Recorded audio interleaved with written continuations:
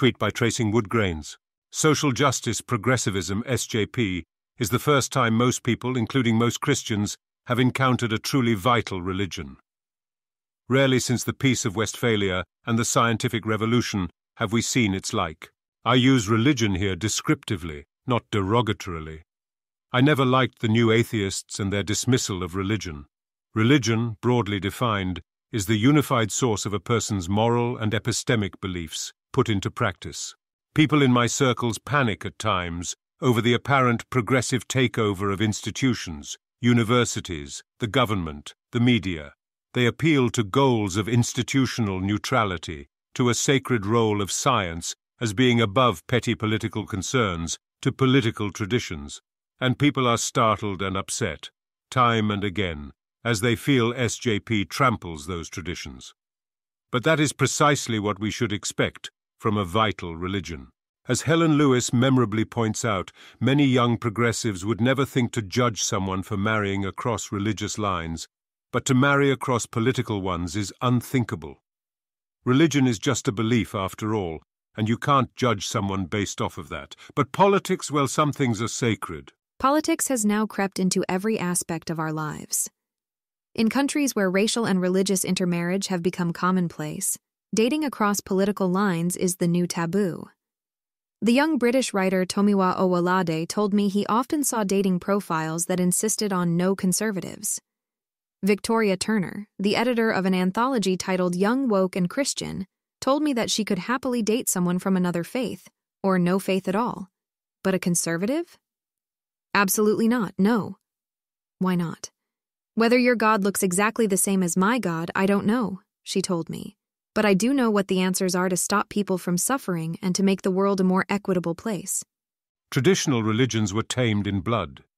A vital religion is, to its practitioners, not simply one legitimate source of authority among many. It is the source of authority. Separation of church and state isn't something that just happens.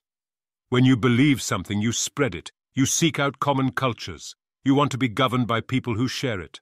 Neither Christianity nor Islam, during their most vital periods, treated secular authority as inevitable and welcome.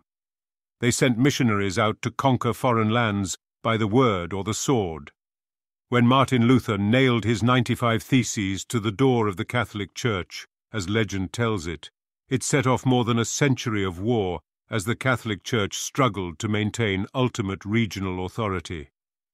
When the dust settled with the Peace of Westphalia, it was forever diminished. No longer the authority, it became one sovereign among many. The scientific revolution, too, tamed Christianity. The Catholic Church was not anti-science, certainly not at first. It funded scientists, welcomed them, was confident they would only serve to confirm the divine historical truths it presented.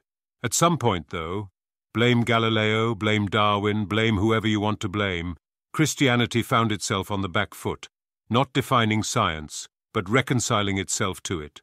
Most modern Christians have adapted to a billions-year-old world, to evolution, to the modern scientific paradigm. But many, wiser than we often credit if rather comically wrong on the facts, fought against it, knowing that when you cede truth-defining authority to an outside force, you rarely get it back. And so now we have modern Christianity, tame Christianity.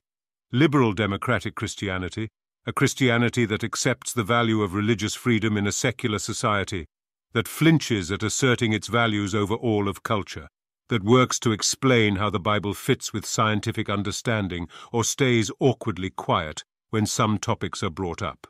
As a non-Christian, I confess I'm fonder of the modern sort, but something has been lost.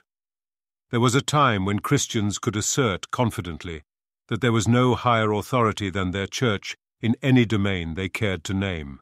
Political, scientific, social, where to proselytize felt like a burning, urgent duty, where only fools or evil people would resist conversion.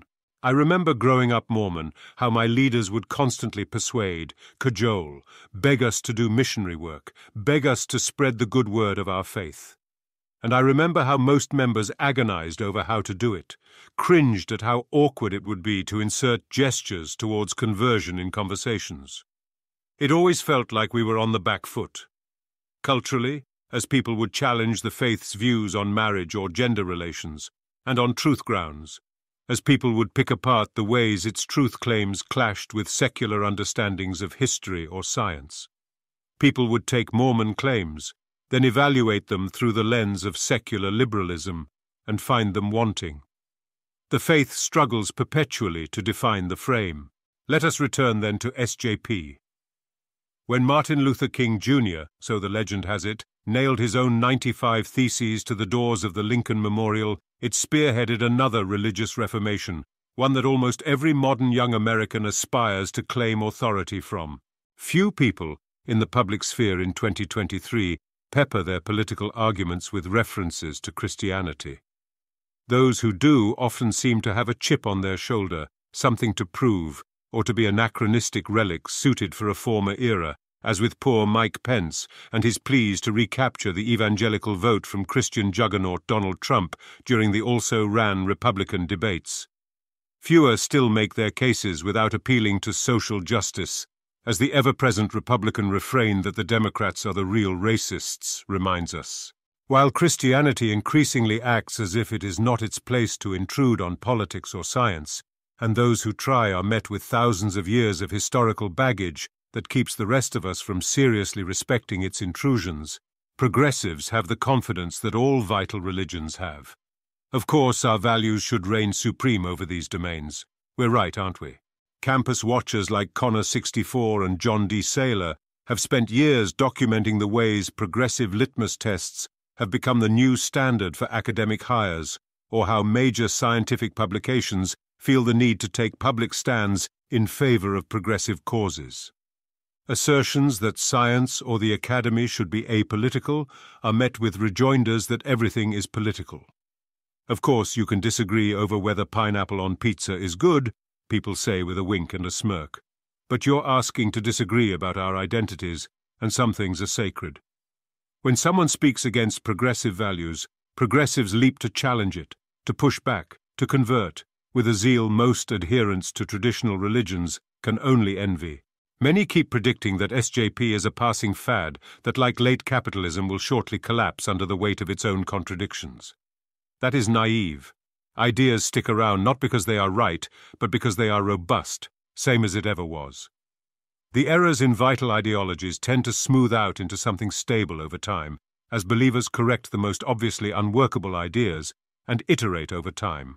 Communism, the last major new religious movement, lingered in a small core of true believers for a century before taking over a third of the world. SJP, too, is here to stay, a decentralized, vibrant religion that arose, as with all past great religious movements, to suit the conditions of its time. Yes, it will assert authority over spheres other religious movements have learned to retreat from. Yes, it will cause sweeping social changes in spheres full of its adherents. That's what vital religions do. Not satisfied with it or the other great religious movements on offer? Do what progressives did. Get to work.